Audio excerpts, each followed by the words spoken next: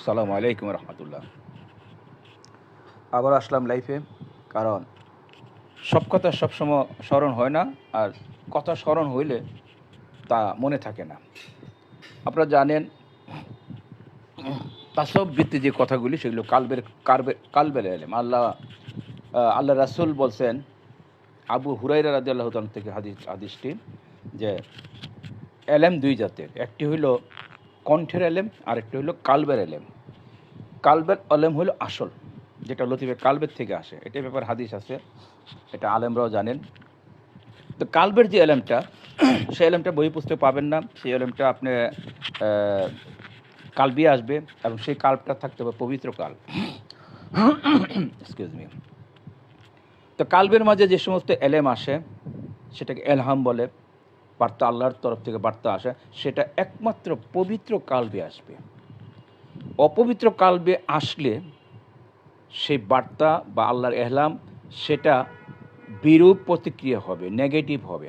যেমন একটা বাতাস প্রবাহিত হয়, একটা সঠিক পালের মাঝে যদি বাতাসটা রাখে, এবং যিনি মাঝি, ভালো মাঝি, পালের মাঝে বাতাসটা রাখলে এটা সৎ পথে পরিচিত হবে, উপকৃত হবে, শুদ্ধ পথে চলবে এবং সঠিকভাবে চলবে।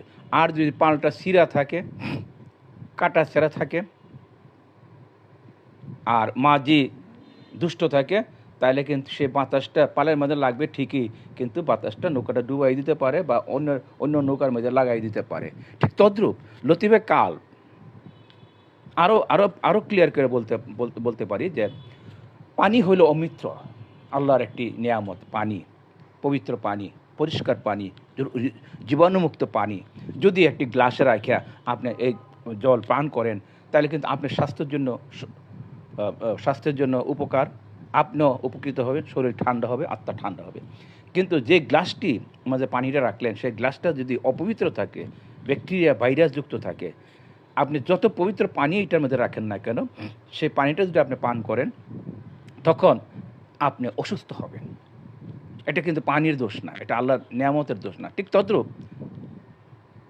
লতিফা কাল্ব যাদের অপবিত্র, লতিফা কাল্ব যাদের দূষিত, আল্লাহ পাকের যত সিফাতই লতিফা কাল্বে পড়ুক, সিফাতের প্রতিবিম্ব, জাতের তাজালিয়াতের জাত এবং তাজালিয়াতের সিফাতের প্রতিবিম্ব কাল্বের মধ্যে পতিত হয়।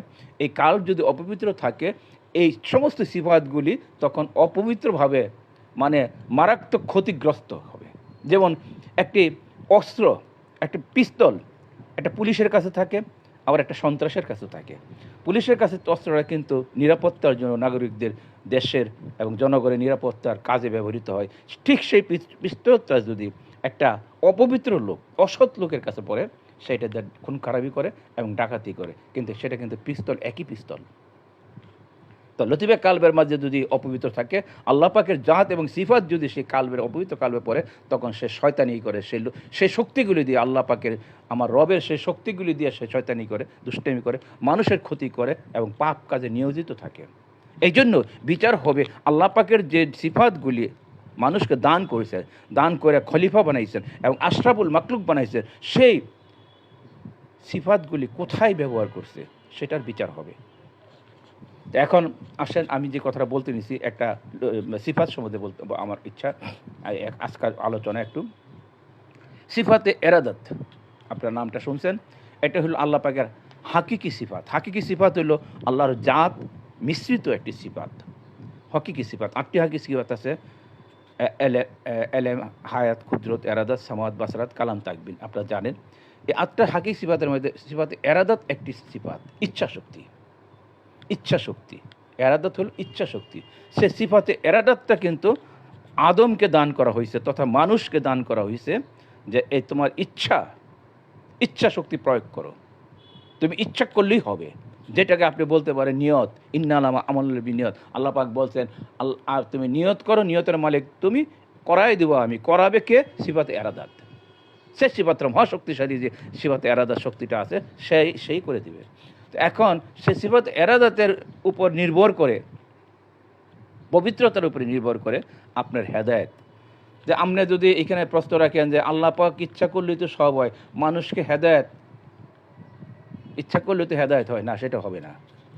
কারণ হেদায়েত যে নিয়ত, যে এরাদাত, সে জিনিসটা মানুষের ব্যক্তিগতভাবে দেওয়া হয়েছে এবং সেটা তার কাছেই রাখা হয়েছে এবং এটা তার উপরই নির্ভর করে সে হেদায়েত হইতে চায় কি না, সে হেদায়েত হওয়ার জন্য সচেষ্ট কি না, সে হেদায়েতের নিয়ত করছে কি না, সে ভালো হওয়ার নিয়ত করছে কি না।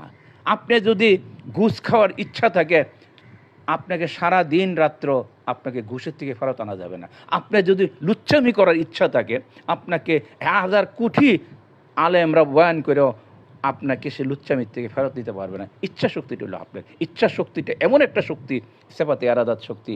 সেই এরাদাত, যে সেফাতে এরাদাত শক্তির থেকে সৃষ্টি করা হয়েছে রুহে মোহাম্মদ।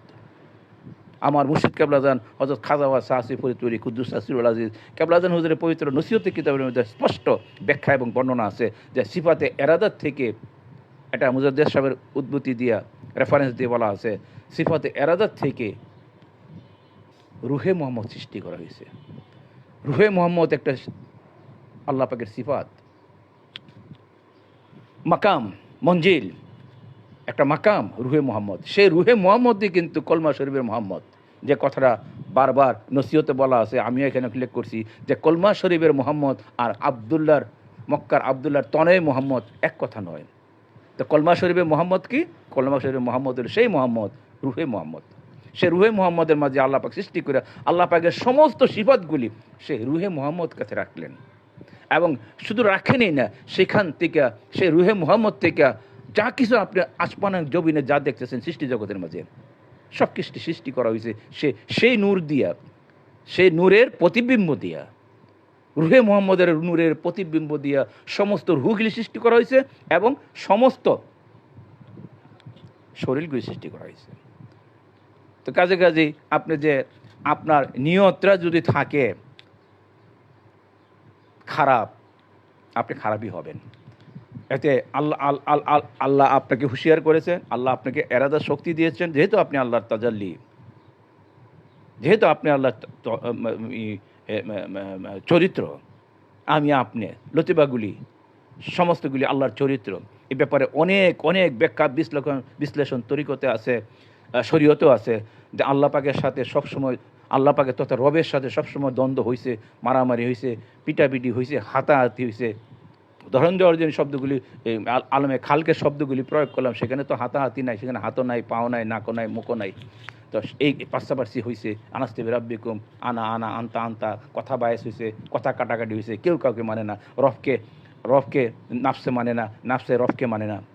কারণ নাফস হলো আল্লাহ পাকের একটি তাজিলাতের জাতির একটা সত্তা, আর রব হইল সেফাতির একটা সত্তা।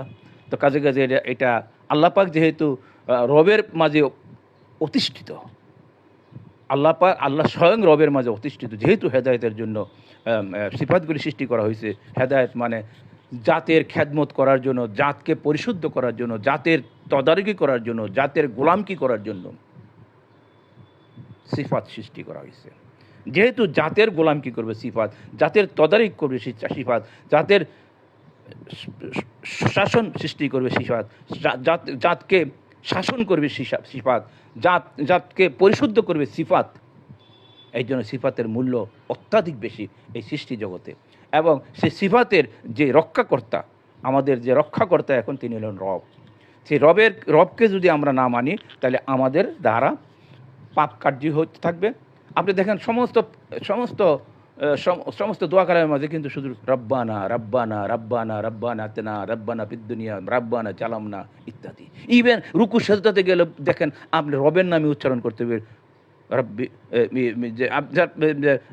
সুবহানা রাব্বিয়াল আজিম, সুবহানা রাব্বিয়াল আযলা, রব্বি রব্বি রব্বি রব্বি রাহমহুমা কামা রাব্বায়ানি সগীরা, রব্বি রব্বি রব্বি, শুধু রাব্বি। কারণ এটা আলমে খালকের মাঝে রবি সব কিছুর নিয়ন্ত্রণে রবের হাত, কুদ্দুতি মুষ্টির ভিতরে।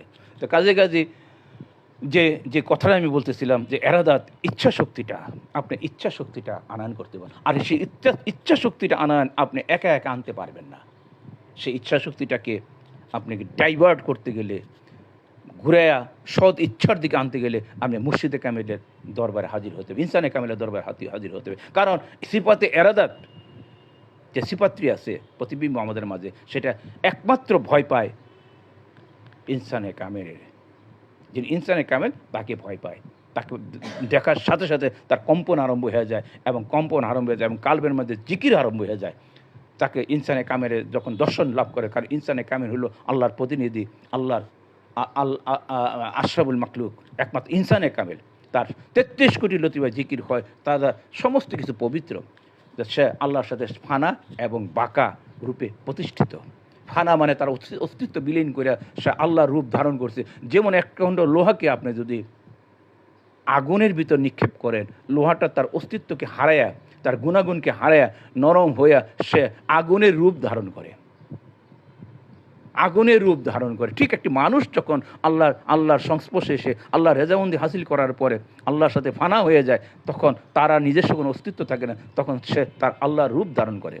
এটা এখানে এই নাউজুবিল্লাহ বলার কিছু নেই, কারণ বস্তুর অবিনাশিতাবাদ সূত্র আছে।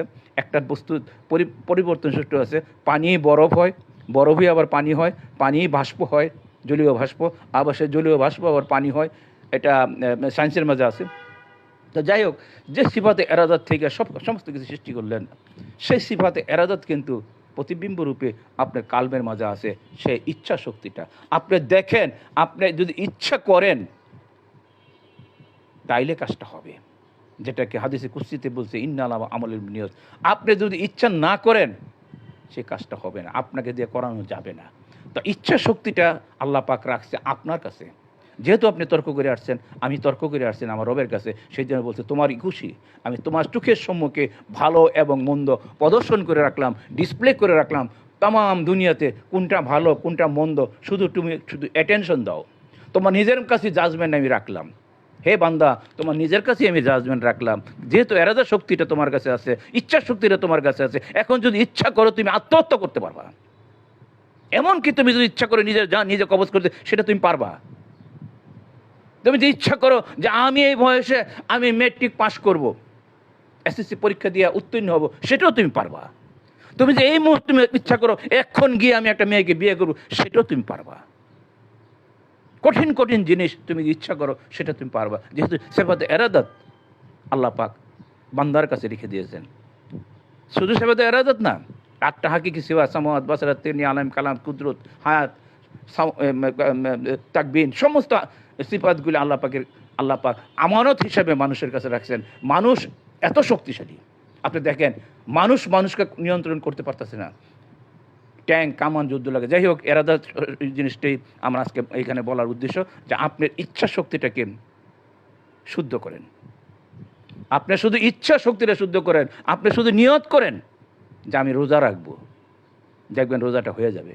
আর যদি ইচ্ছা না করেন, মুখে বললে হবে না, মৌখিক ভালোবাসার কোনো দাম নেই। একে লিপসিমতে বলা হয়, আমার মুর্শিদ কালাম খাজা বাদশা আছে বলতুল বসে, সে তার আপনার কাছে কি দাম থাকতে পারে? মৌখিক লিপসিমতে মুখে কত কথাই বলা হয়, মুখে প্রতিশ্রুতি দেওয়া হয়, সে প্রতিশ্রুতি রাখা হয় না। মুখে ওয়াদা করা হয়, সে ওয়াদা রাখা হয় না। মুখে কত কথাই না বলা হয়, ভালো কথা মন্দ কথা, সে মৌখিক তো হবে না, আন্তরিক হইতে হবে।